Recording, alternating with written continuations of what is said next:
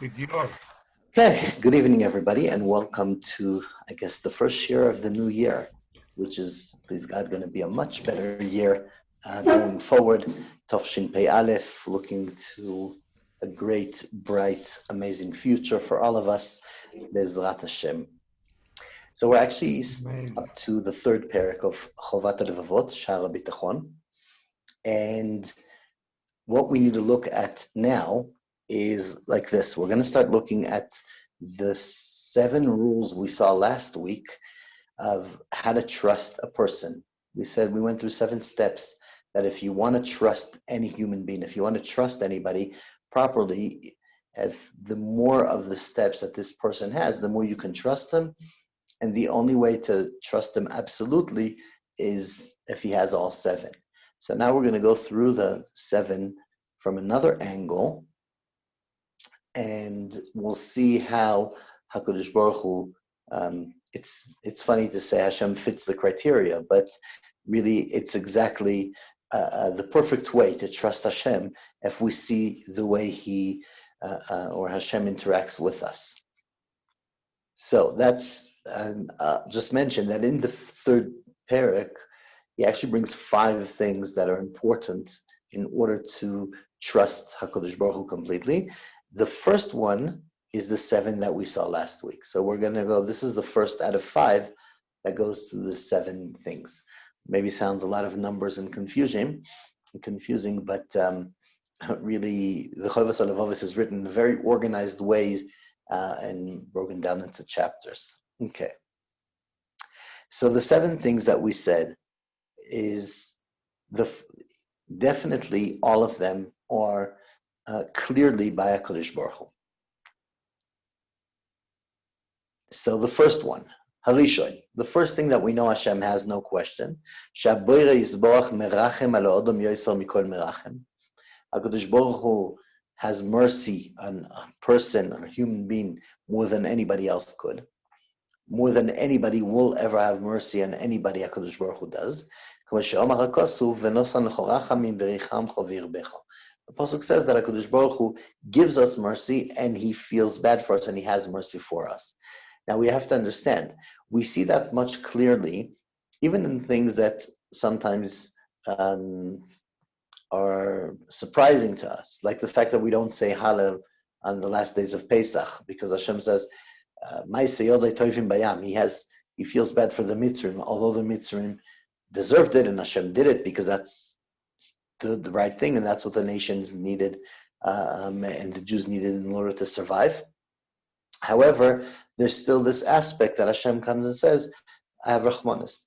Nineveh, what we're going to read in Yom Kippur next week, the whole discussion that happened over there with Yoino, that he went to Nineveh and Hashem tells him, you feel bad about what happened and about this bush, but really, how could Hashem not feel bad for a whole city, for a whole place of people? So definitely, Hashem feels that way towards the chosen nation.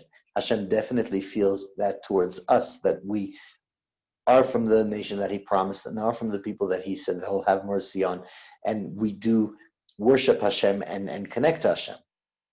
So if we said that the first step in trusting somebody is knowing that He feels for you and He cares for you and He loves you, then definitely Hashem is in that space. Definitely we know Hashem has mercy on all of us and He loves us and He cares for us. And that's the concept of Him doing what is good for us. So we can trust, there's no question. And the second thing is that there's no one that can give better instructions to manage something except the Creator. So if you want to know how to drive your car properly or change a light bulb or make sure the car is working properly, the first thing you do is you open the manual. You look at what's happening. So if there's a certain light in your car or something doesn't make sense, you look in the manual and you see what's going on. So we know that Hashem created the world, He created us. So He definitely not only feels for us, He knows what's best for us because He's the Creator. So there's no question that choosing for us something is always the right thing. And it's amazing. It says that somebody showed me an interesting concept. It says that by refuah, if we look at somebody getting healthy, so it says by HaKadosh Baruch Hu, if he gives refuah to somebody, it says, Ani Hashem refecha, HaKadosh Baruch Hu can make anybody feel healthy again or be healthy again. However, by doctors, it says, Mikan shenitna reshut larofeh lerapeh, that the doctor has permission to do refuah, but it says refuah twice. Why does it say refuah twice? That's a very interesting thing. When you look at refuah from a doctor, if you've ever looked in medicine, the side effects, it will blow your mind how many side effects you have for every pill. And sometimes when you go to a doctor and he fixes this, but this makes your blood go in a certain way, so now something else is a problem. You always need to balance all kinds of medication and see, well, you're in risk because of this, and this changes, and this is better, and this is worse, right? I once, by the way, saw that if you look in Panado, Acamol, right? If you look at the side, one of the side effects is headaches. So, but anyways, if whenever there's a side effect for any medicine, there's loads of side effects. That's why even when a doctor gives a refuah, he needs to give another refuah from the other side. I always say, and we spoke about it last week, we look at the balance. I mean, we're now in lockdown because of Corona, but it's not like everybody in lockdown has no challenge. It's not like anybody who's sitting home in lockdown says, oh, Baruch Hashem, I'm safe from Corona, everything's okay. People are dealing with real stress. People are dealing with real challenges because no human doctor can give the exact direction. There's always two sides to it, and there's always a balance. Some medicines that help this thing will make something else worse. So only Hashem can actually give you the right medicine. Which, by the way, if we take a side point, which we do sometimes, it's okay, don't tell. What we can do is something very interesting. One question I saw once in a sefer, it says that mikan shenitna reshus laroife lerape. We know that the pasuk says that v'rapo yerape, so doctors have permission to do refuah. Why do they need a special permission? Why? It's a simple question. I mean, why? If anybody can help, you must help. If I see somebody walking in the street and falling down, I don't need permission to go help him get up. I see somebody in stress, I go help him. If I see somebody stuck with something, I need to go help him. I'm not going to call somebody and say, do you think it's okay if I help a certain person in a situation? No, it's clear that it's okay. So if a doctor really has the ability to help, and he does, so then why does he need a special permission from Hashem to give somebody medicine? You see a Jew in pain, you see a client, somebody you know, anybody, you see somebody in pain. So you need permission to give him medicine? No, you can help him, you help him. Just like you'll give him a hand if he's carrying heavy stuff, or if he needs to jump his car or whatever. Tzachi's in this year, he knows what I'm talking about. If you need to jump a car, he used to always save me with that. Nobody told him, you have permission, Tzachi, to go jump your neighbor's car. No, you can jump a car, you can help. You don't need it, it's not a problem. So why do we need that? So he writes like this. He says, imagine a guy goes into a dealership car and he buys a car. And after some time, he comes back to the company and he said, there's a problem with your car. It doesn't work. I drove, it broke down. So the guy says, listen, it's very weird. We have a warranty, so I'm going to change it. It's weird. I don't know what to say. I'll fix it for you. And the guy goes. 2-3 days later, he comes back and he says, the car broke down again. So he says, sorry? So he says, what now? He says, I don't know. Same thing. I was driving and I got a problem.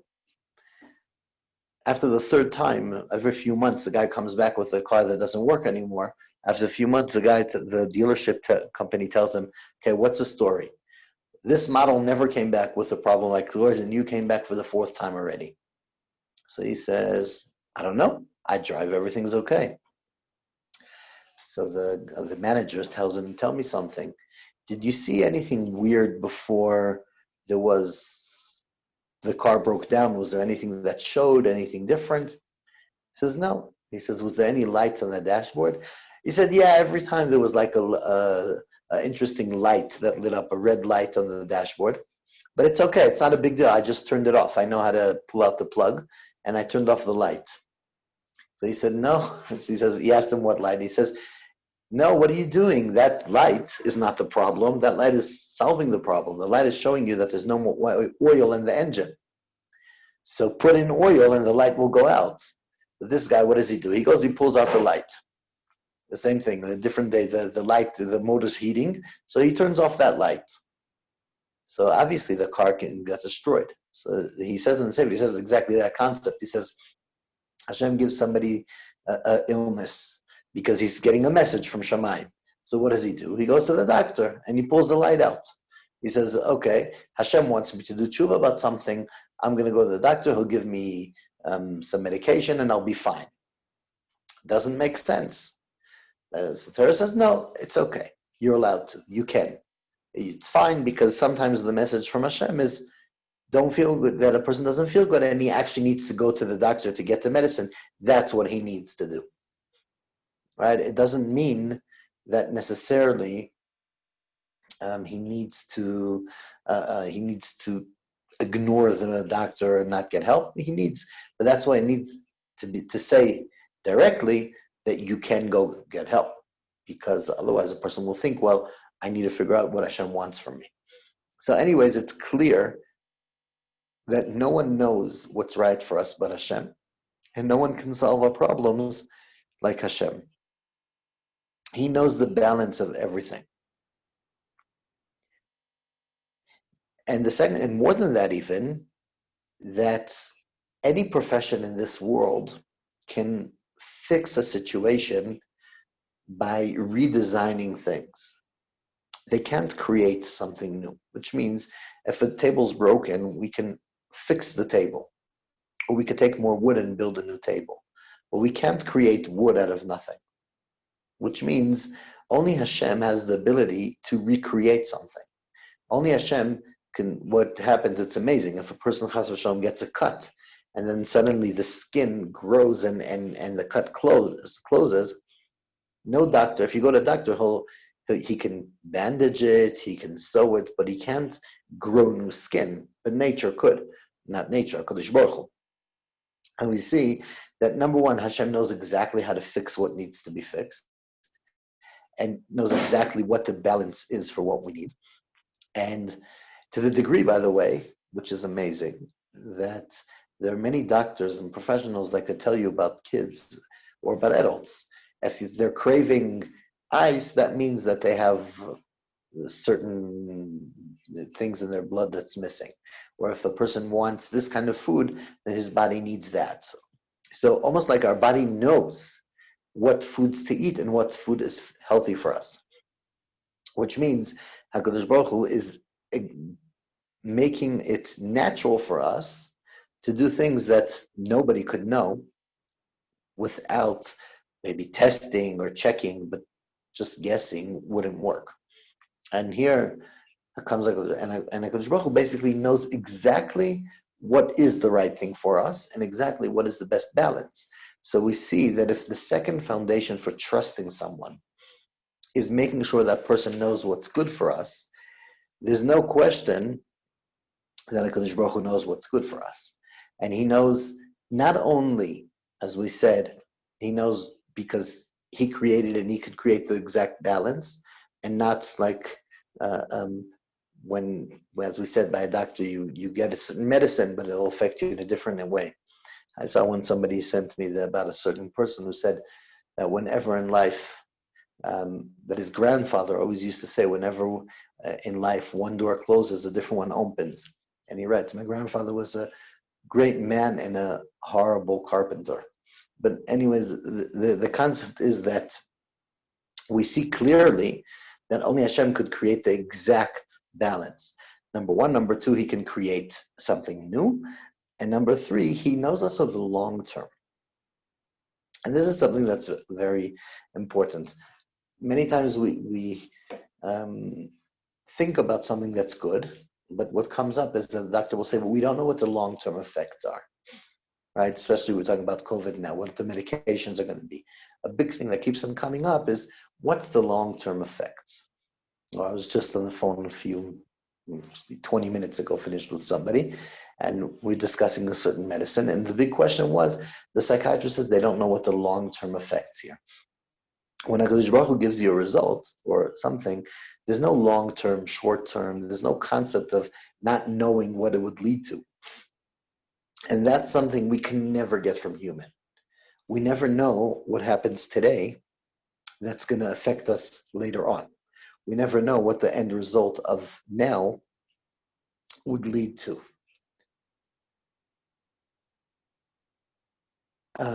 So, sorry.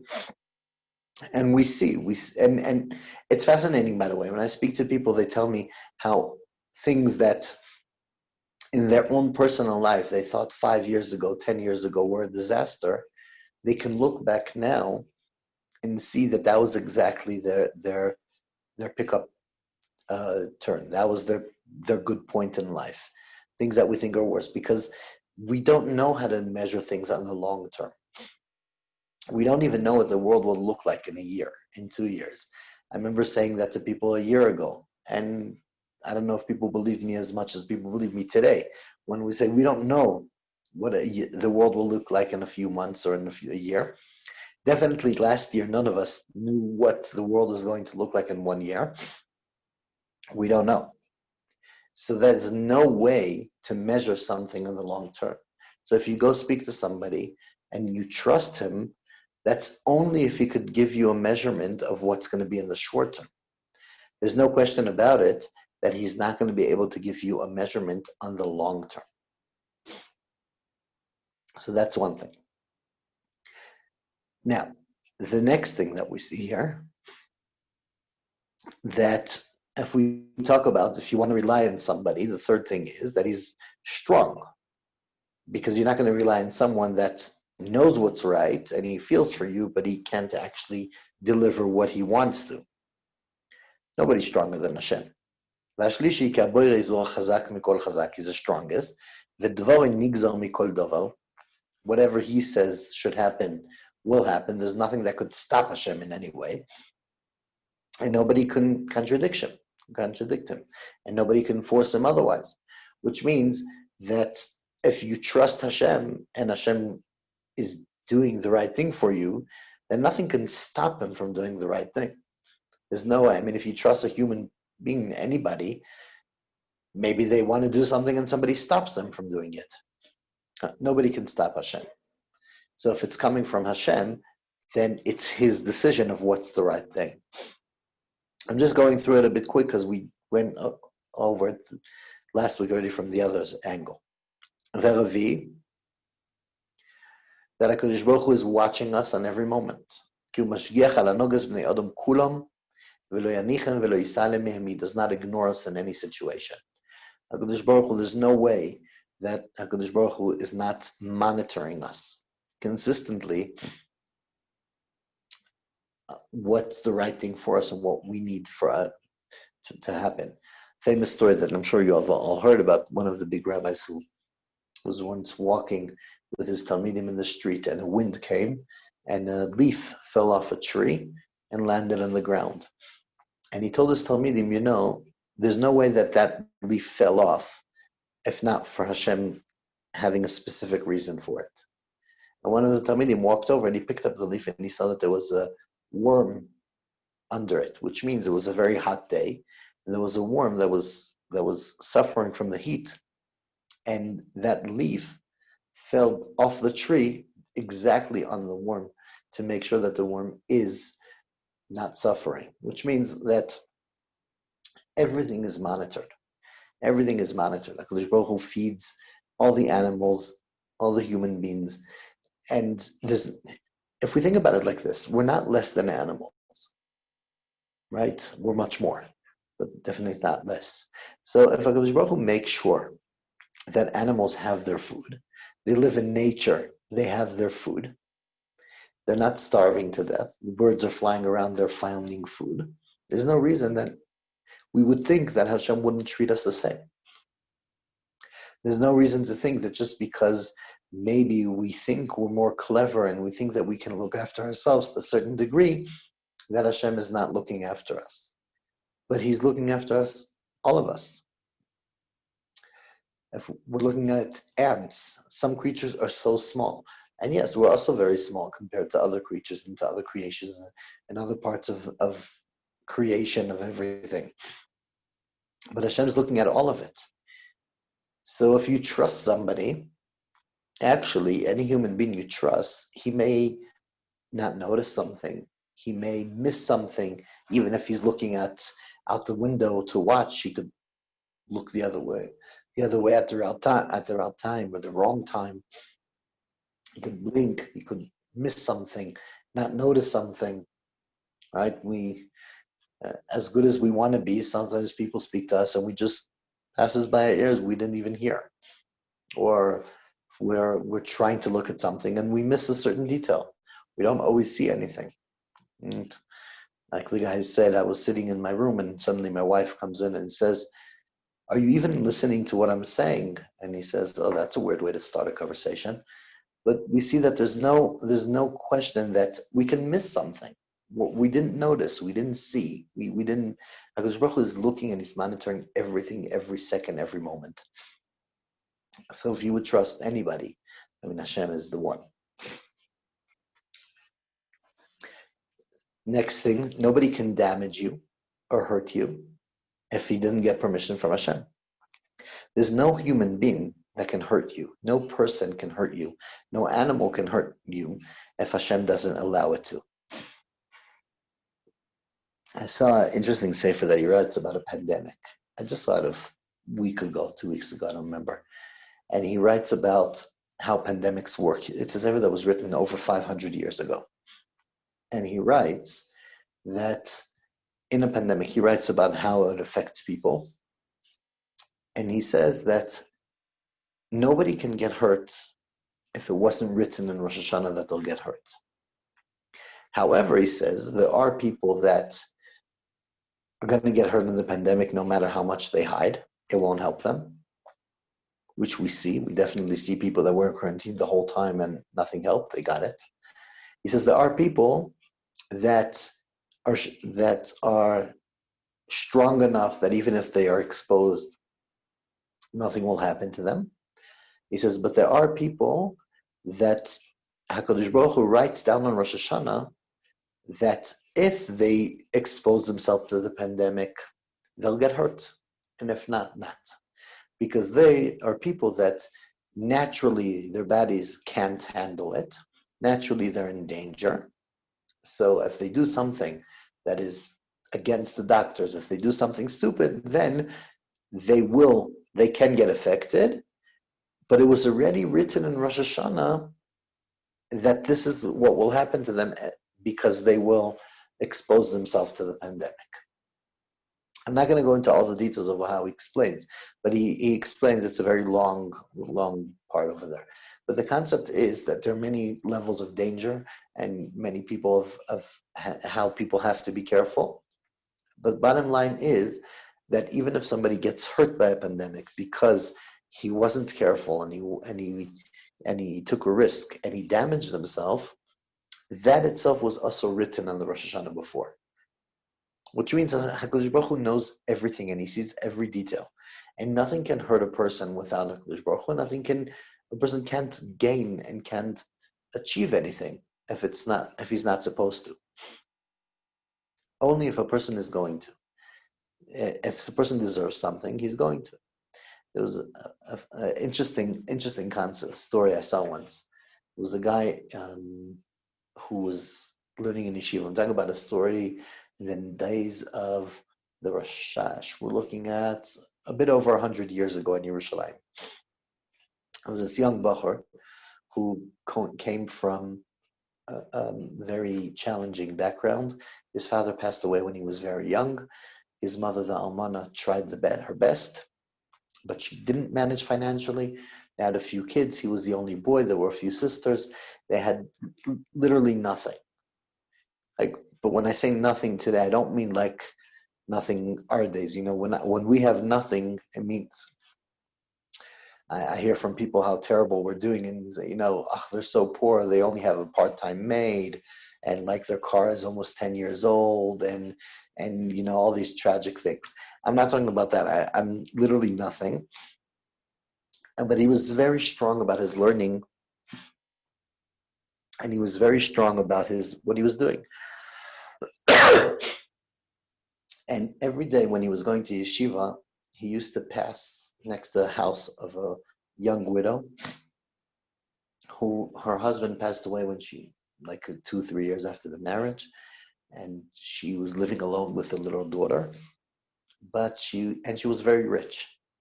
Her husband, who passed away, had a lot of money, and now this one young widow was extremely rich, and she was doing very well financially. And every day he was going to learn, and on the way to learn, he had this bad feeling. How could it be?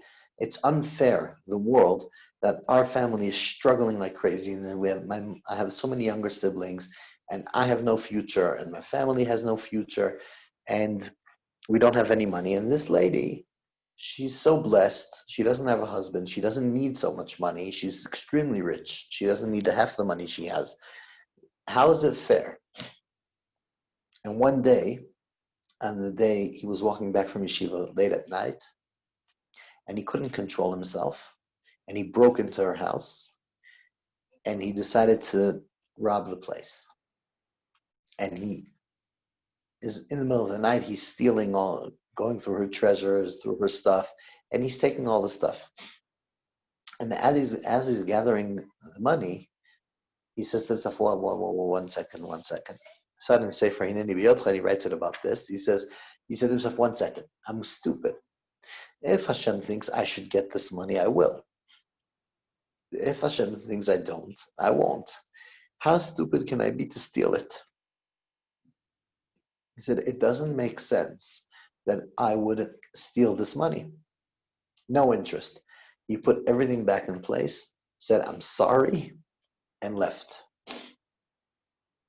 Obviously, he was with a mask and was covered and nobody could see. But just think of the almana, the shock she went through. A robber comes in the middle of the night, steals half the house, and then says, in the middle, he says, sorry, I shouldn't do this. And he puts everything back, apologizes, and leaves. The next day, this Bachar comes to yeshiva, and he's happy already. He says, you know what? I see this money. I'm not jealous. I know that if Hashem wanted me to have it, I would have it. This is story interesting. It ends with a crazy twist. As he's sitting and learning that day, the almana comes into the yeshiva and she speaks to the Rosh Yeshiva, and she tells him, listen, this is a horrible situation. Last night, somebody broke into my house. It was a real threat. Baruch Hashem, he didn't harm us. He didn't steal anything, but I'm too scared to live like this with my daughter. I decided it's time for me to get married. Is there anybody in your yeshiva that's a good guy that you can recommend for marriage?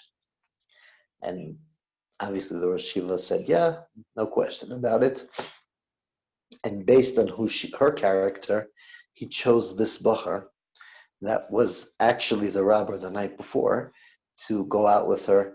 They got married, and he actually did get all that money eventually. I mean, not get it, but his family was managing. Obviously, a very extreme story, but it's brought down, and it's exactly what we see here. Nobody can damage somebody if it's not Hashem's agreeing to it, and nobody can benefit anything if it's not Hashem agreeing to it. And this is exactly the concept that we need to look at.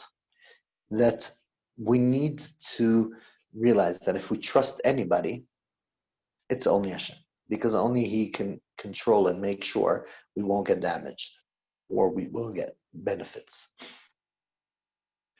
Okay, the next thing is that he would know how much good Hashem wants to give to the person, to anybody, which means like this.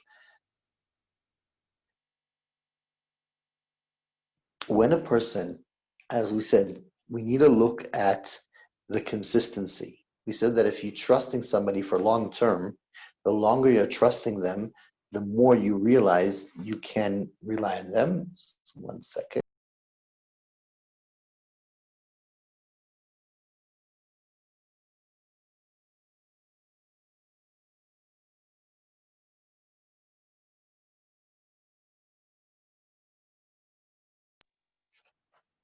Sorry about that.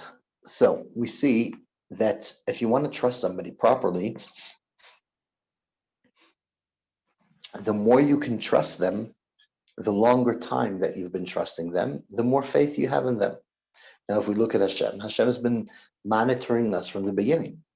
Hashem looked after us from the moment we were born, and different levels. But the beginning is that literally He gave our moms the food we need.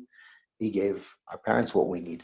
We see very clearly that looking back, we can trust Hashem. I mean, a lot of us are scared what's going to be tomorrow financially, but we don't normally look back and say, well, to be honest, the last 40 years were quite okay. Last 40 years, we didn't go to sleep hungry. So we can start trusting. Eventually, a person could say, okay, last 20 years, 10 years, 5 years, 40 years, whatever it is. But it's been a long time that consistently Hashem was monitoring us. Consistently Hashem was making sure we have what we need and we're okay. So then trust. And you got to know that it's always the good that we need, and it's always the chesed we can get, and it's everything that we can just wish for.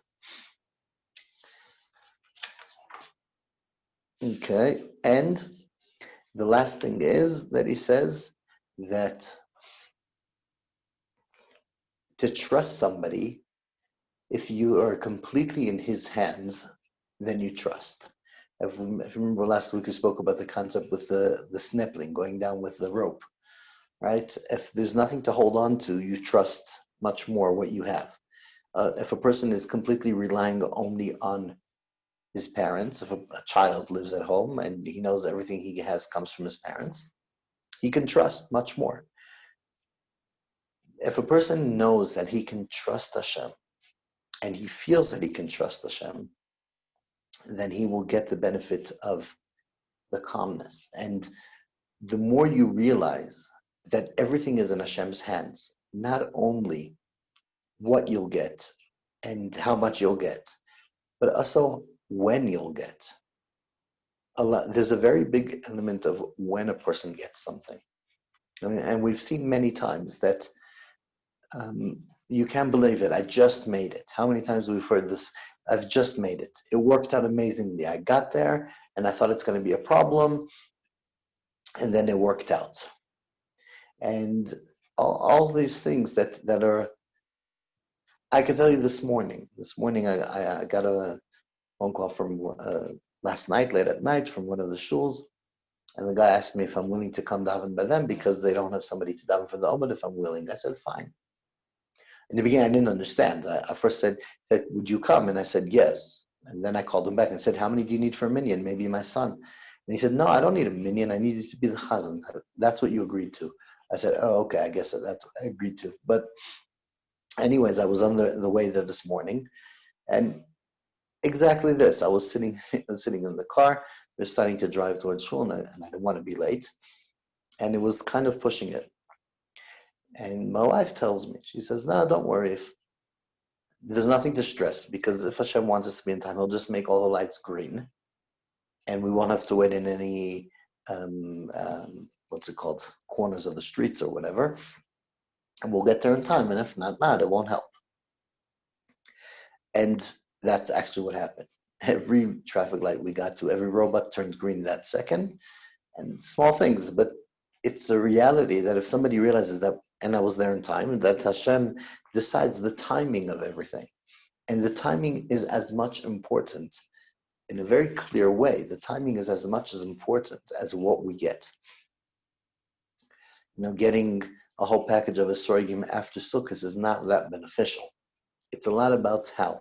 And if somebody understands that everything is in Hashem's hands, and there's nothing he can control, then that there's nothing he can control, then he has the ability to trust Hashem in a very calm way. Okay, and therefore he says like this. There's a very interesting concept, and we can go into this and take this to another level.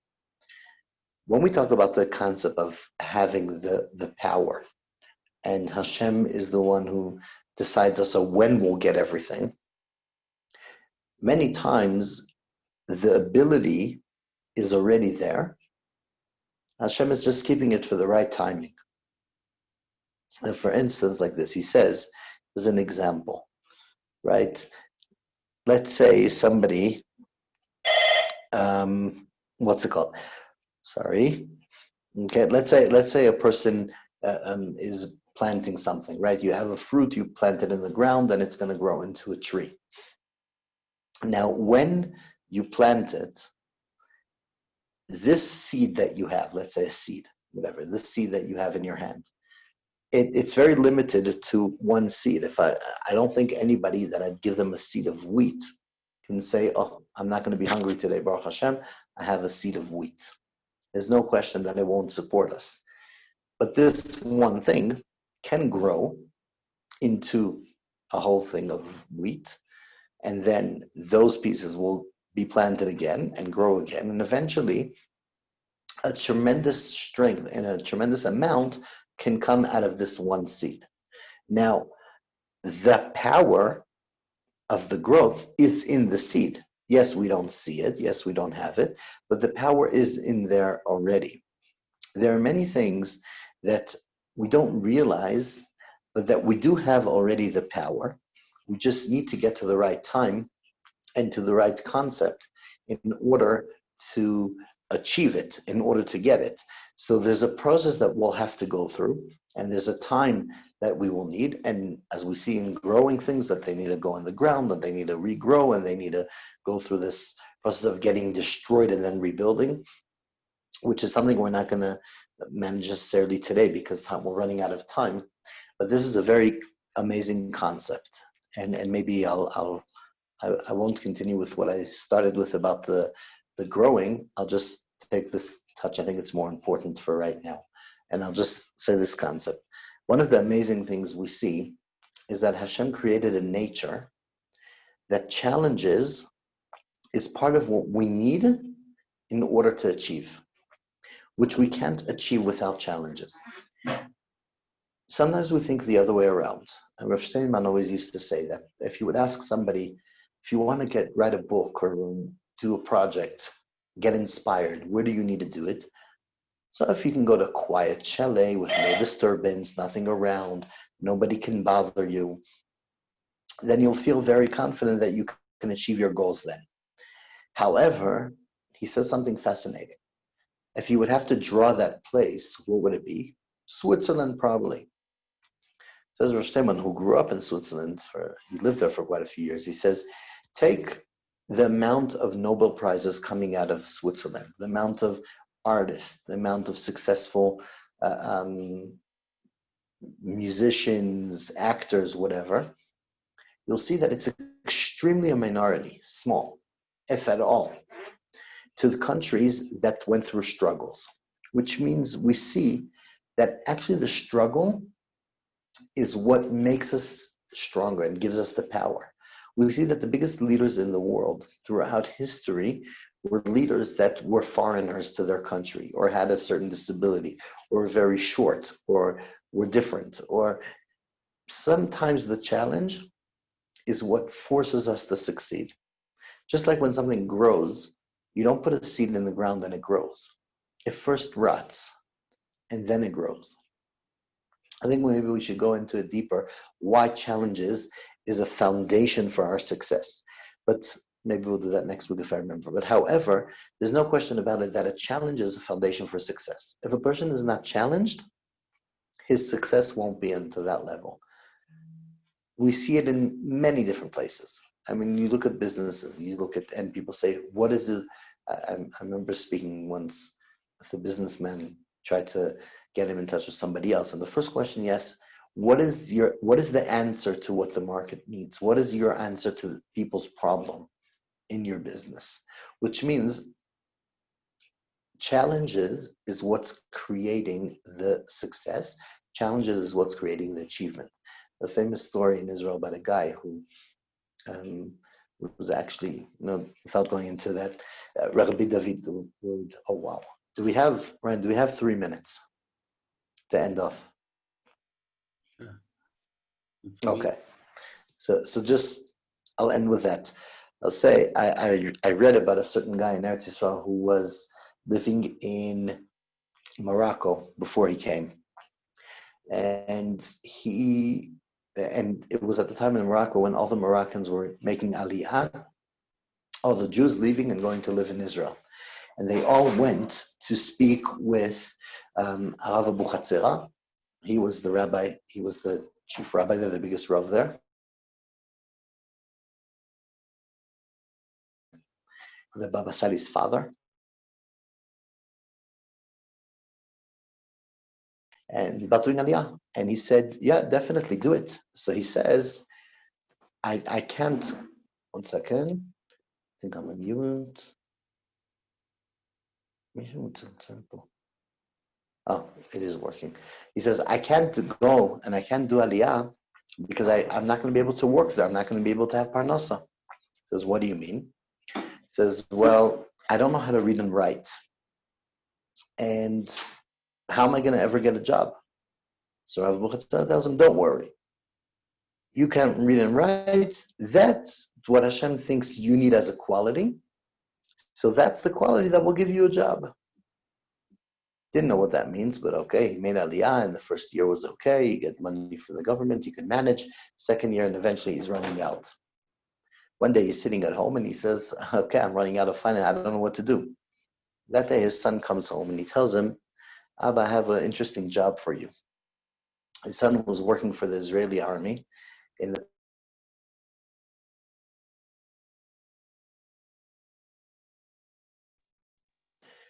he was working for the Tasya Avirit. What does that mean? That's where they make all this the weapons, the secrets, and all the planes and everything.